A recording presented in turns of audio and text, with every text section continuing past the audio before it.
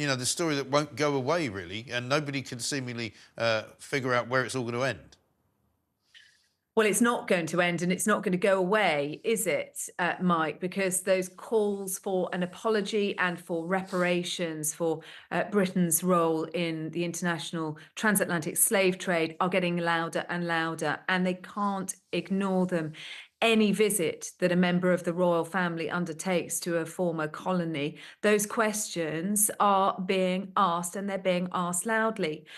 I get the sense that the king doesn't want to ignore them either. I think we've certainly had a shift and more engagement on this from this new era than we did from the late Queen. We're told that the king is giving his support to an independent research project on the British monarchy's involvement in slavery. He has addressed it previously on visits to Rwanda, to Barbados. He also talked about the historic wrongs of the past when he was in Kenya last year as well. He's expressed profound sorrow and his deep distress. What he hasn't done is said sorry.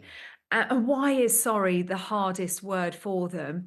As the head of state, he has to toe the government party line, and it's not government policy to apologise. Rishi Sunak says it's not helpful to go back over the past. We need to think about the future.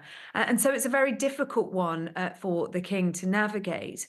I don't know whether there's any nuance between him being able potentially to apologise for his own family's personal involvement in the slave trade, or whether that then gets him too involved in politics as well. But certainly other aristocratic families are doing it. The Trevelyan family, one of the latest one. Other monarchs are doing it as well. The King of the Netherlands has apologised for his country's involvement in the slave trade.